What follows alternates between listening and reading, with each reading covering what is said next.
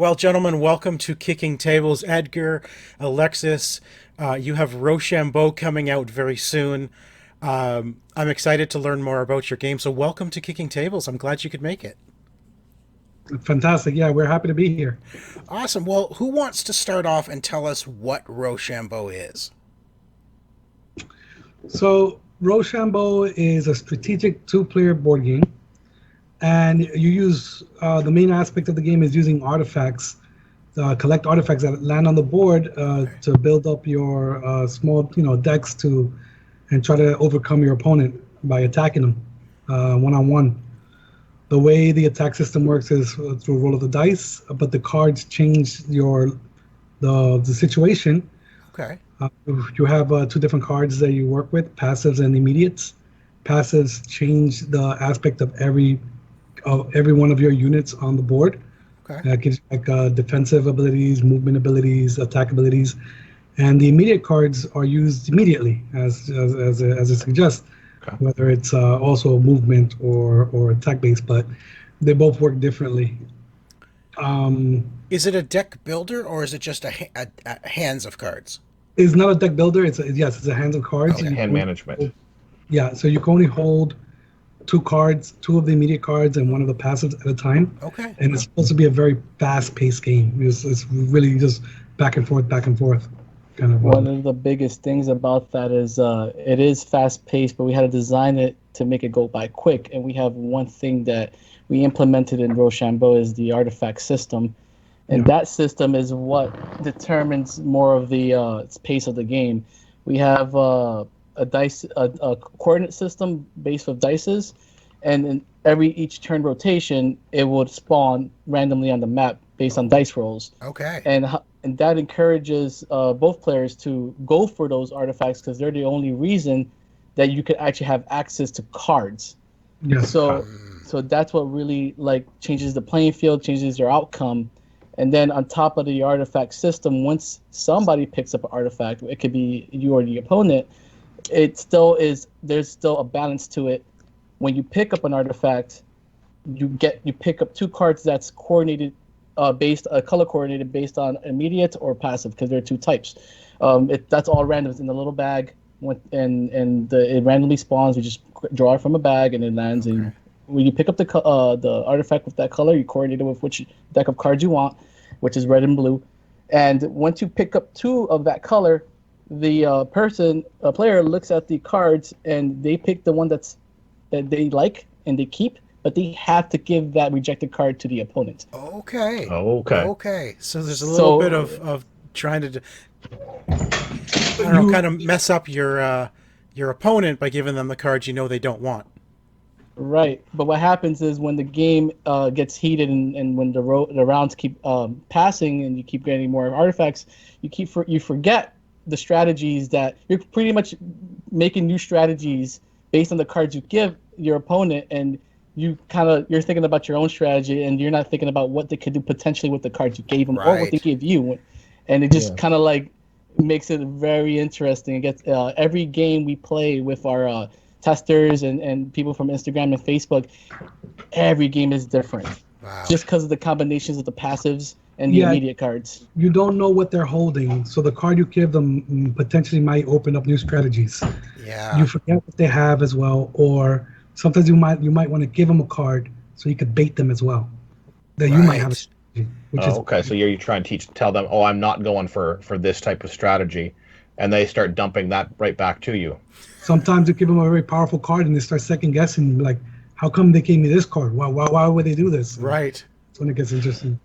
And one more thing before we move on is there's no drawing up to. Like, usually in card games like this, like, in the beginning of your turn, draw two cards and then, up to two and make sure you can continue. There is no draw up to two. It's literally the only way to get cards is to pick up these artifacts. So you have to move. You have to make moves for those. Exactly. So it encourages that that aggressive playing and kind of position based. That's why it's kind of like it's abstract strategy. So you have to also think about your movement and your positioning. So you may want to get aggressive with your artifacts, but you have to also think about what cards they have, what might they have, and if you make that movement, you might end up messing up. You might end up losing a couple of units just for that making that A sacrifice. little bit Yes. of chess going on here. Yes. Yeah, there's been Yes. situations with one wrong move and Edgar comes and he just wipes out 3 of my units at once. Yeah. And it hurts, but because I underestimated his strategy. All right, so Rochambeau is rock paper scissors. How did you guys come upon using that as a theme for your game? So, so Rochambeau, even though it is means rock paper scissors, there's no rock paper scissors played in the game. Okay. Originally, it was, and I think that kind of like we shot ourselves in the foot a little bit there. But the reason why we use Rochambeau is because there is, when you attack, the units attack each other. Yeah. You use dice. So you got 2 dice versus 1 dice, or 1 dice versus 1 dice, and it depends on the units that are attacking each other. So a scissor attacking a paper, the scissor will use 2 dice, and the paper will use 1. So whoever has a larger number wins. So there's still a chance to survive the attack. It is tied, it's blocked, and you got cards that could flip over dice, trade dice. So somebody rolls 2 6s. There's actually a card a passive card that it could actually use, defends all your units. As if your opponent rolls 2 6s or any doubles, it's an automatic block. Okay. So, and that's how it was equipped. So it has, the only thing that the Rochambeau has implemented is just a clear way, an easy way to understand what pieces attack what pieces, and to know who could be what, who could be who. Okay. That's all it is. And your minis as well are reflected the rock paper scissors as well. I love the little minis of the hands. of the hand gestures are fantastic. Show one Edgar of the minis. Sure. So we made these out of originally we were playing with paper, like little paper. Yeah, I love it. As a prototype, and then I went and I made these out of clay eventually because we needed something to, physically use. Yeah.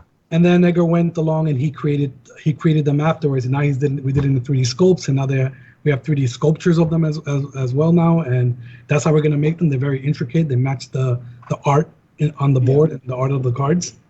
We definitely actually upgraded.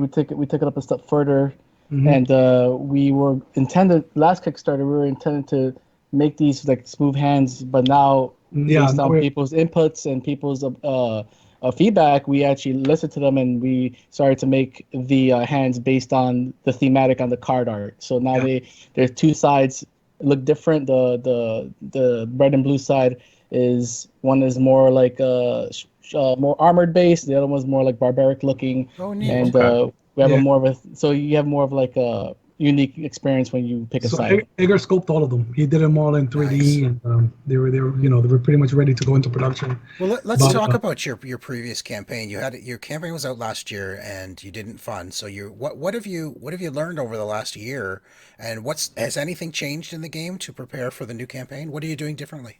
Oh wow, yeah, we went through a lot. So originally the game was tested, it was finished, it was done, and we launched it. We just didn't have enough people following us. We didn't have enough noise. Yeah, that was one thing.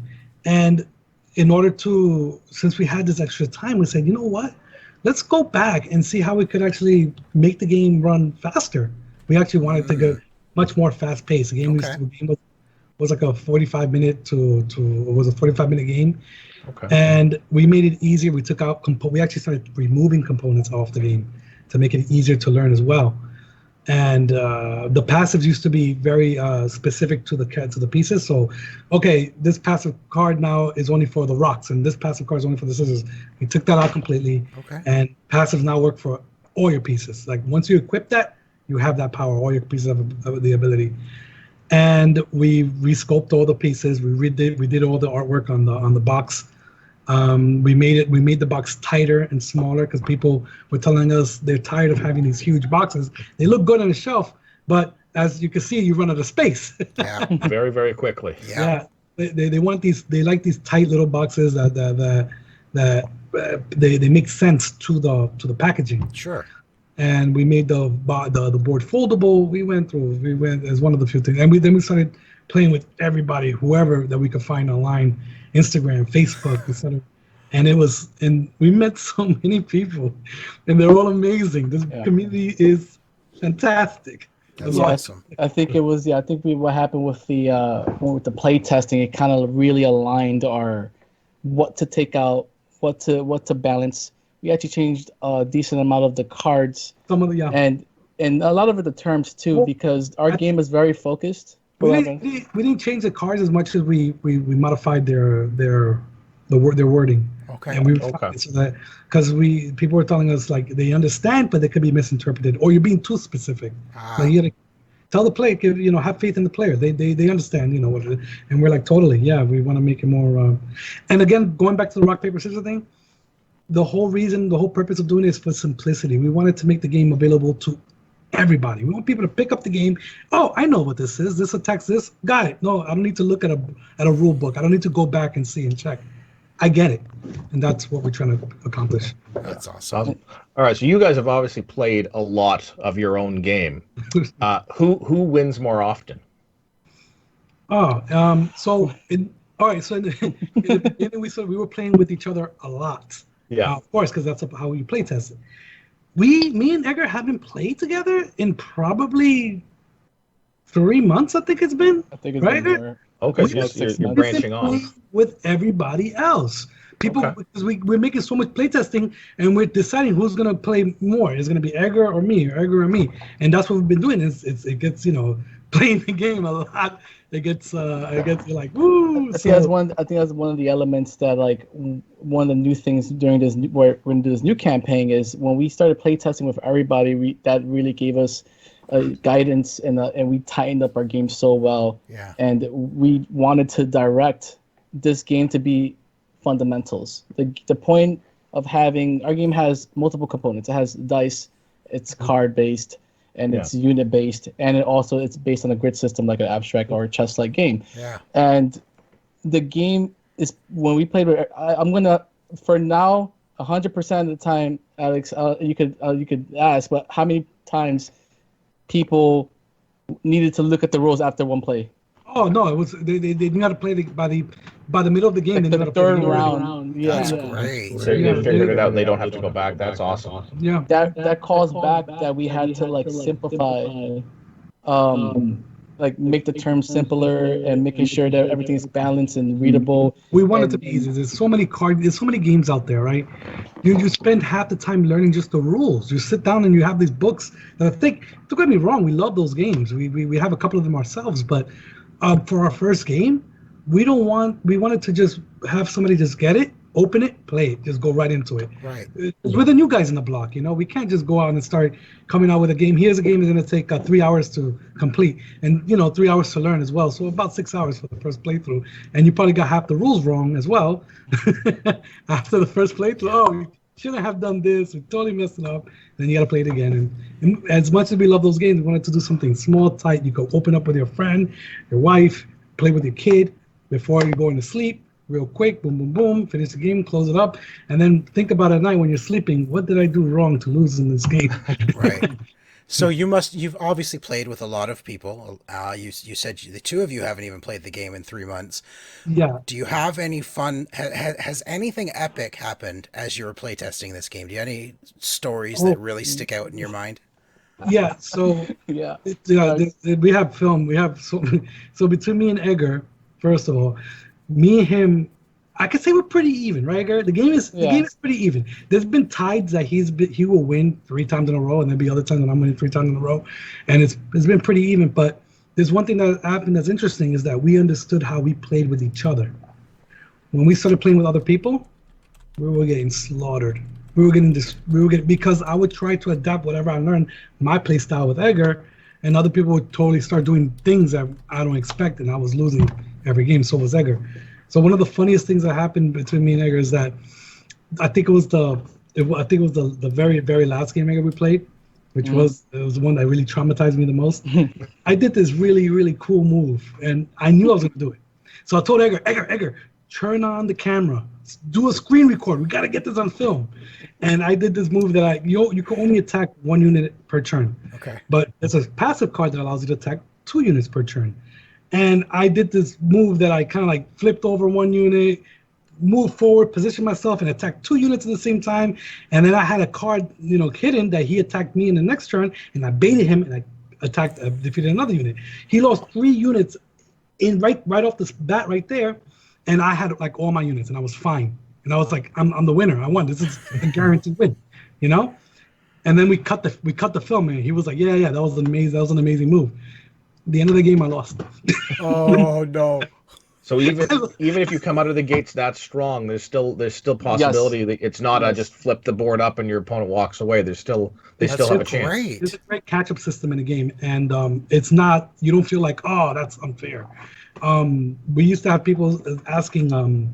Even I had this problem that I thought the game was going to be imbalanced because of the turn system. Whoever is the one that's what was it? Whoever goes first. Yes, and I even forgot what the problem was because it's not there anymore. It's not there, yeah. I was afraid that this was going to be like, oh, whoever goes first has the advantage. That's not the case. And we get that question when they play. They're like, oh, it doesn't matter. Because honestly, that's the sign of a really balanced game. If you can come out of the gate with a massive move and still lose, that means the game is really balanced. Or Alexis, you're a terrible player. I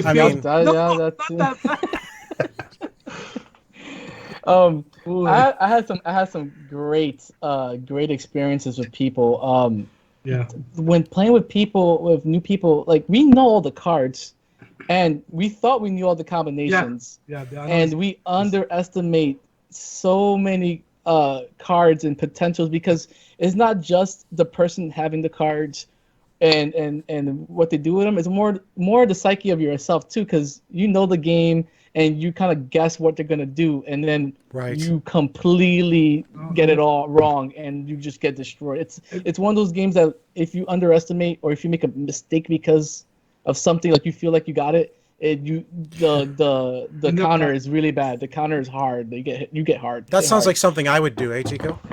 Completely miss the fact that I could have won and totally miss it, and then you just sweep it out from under me. Yeah. Yeah, but that happens a lot. Yes. Yeah, there's a scenario with me. I played with somebody called what was it called, a board game for life, BG for life, and she was one of my favorites because when I was playing the first time playing, and it was like even. I think I was winning by maybe 1 unit. You get to only have 6 units per side, so there's always like a one-on-one, 2-on-1. Yeah, I have like 4 units. She has about 3 units left, but she had a passive card that what it does is if you lose, let's say per se, if you lose, let's make believe that this is an opponent and this is your piece, and if your opponent beats your unit, instead of taking this piece out, you could remove one of the other pieces on the board, and you could keep this one.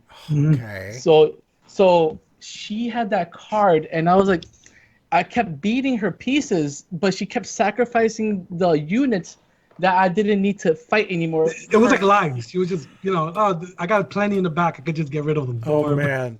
So I believe what it was is like, she didn't need her scissors anymore, and her paper was severely dangerous for me because I had rocks. And what she did is like every time I defeated her papers, which I wanted to remove, she kept taking out her scissors because she doesn't need them anymore. And I'm like, oh no, I'm setting myself up, and it was a slaughter fest. His luck ran out. How many times can you roll high, to survive? Yeah. And I underestimated that card, and that those are the situations that I underestimated, and I'm like, I got this. No, it's not. You gotta really think about it. What about the part with the spending the movement points on the cartoonist? Yeah. So we had this rule in the card that says people were even teaching us. This is the great thing about playthrough. People start bringing up things and we're like, oh my god, they're completely right.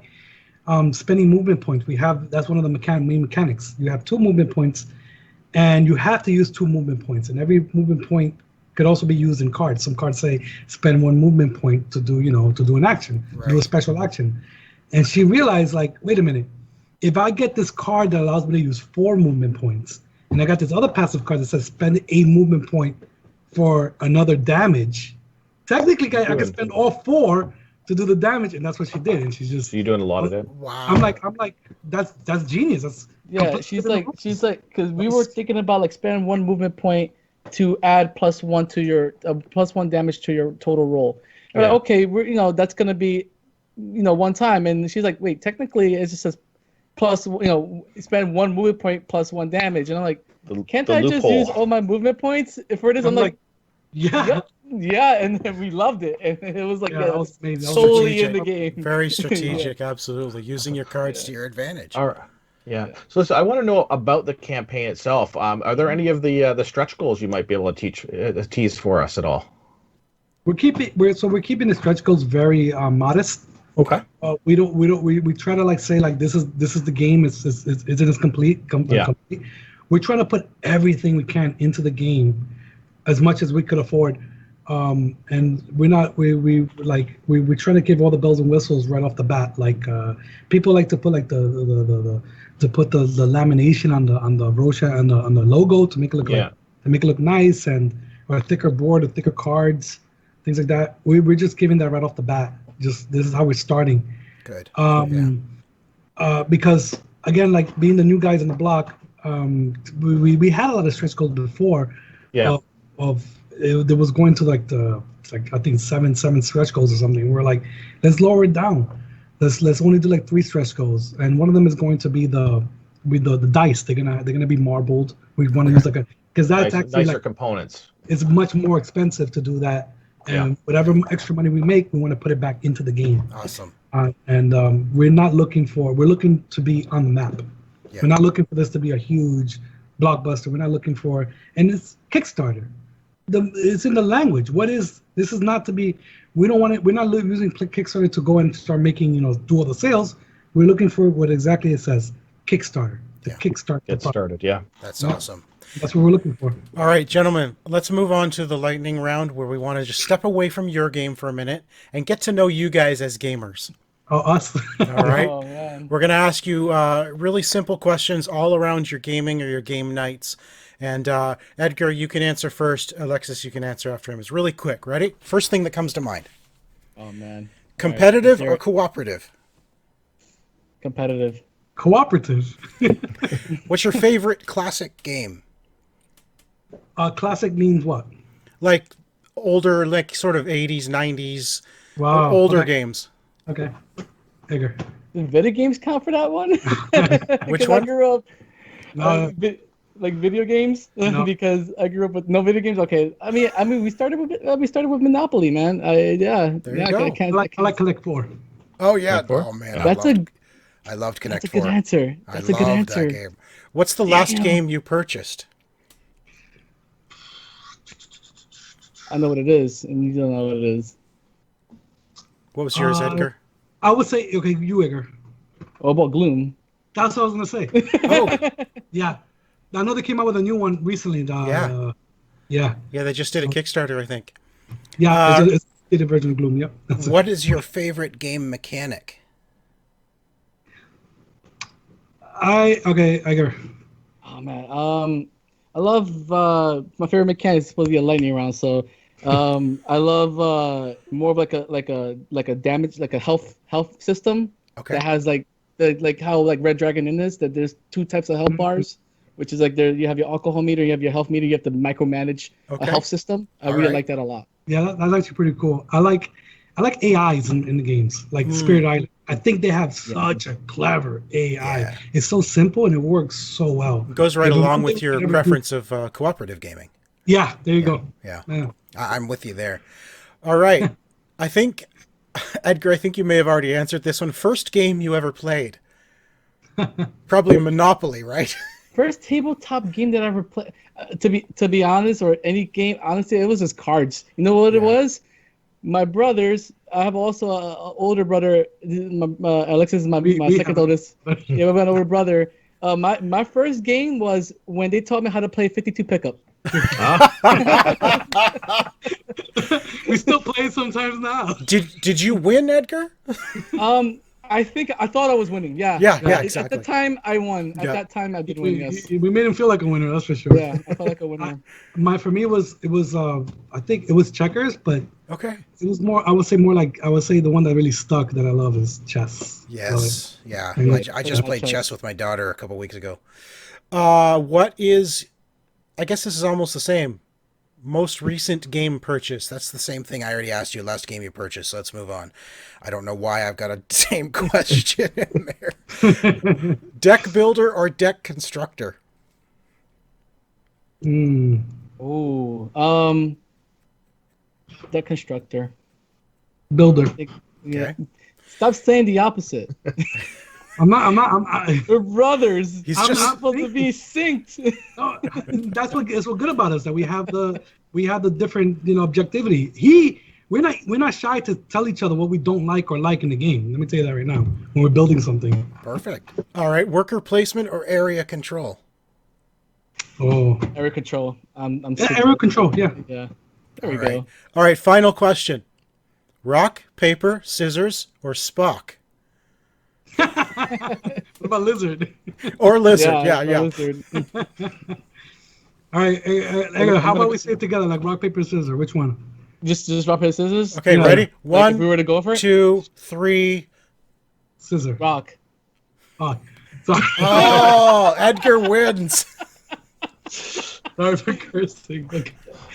That's how it goes. So that's how it feels when you play Rochambeau, when you miss your roll and somebody beats you. Yeah, but then I would use an immediate card or passive card to kind of defend. Guys, it's been such a pleasure having you on the show. Before we let you go, give us your final thoughts. What do you really want people to know about Rochambeau, and why should they go ahead and back this game?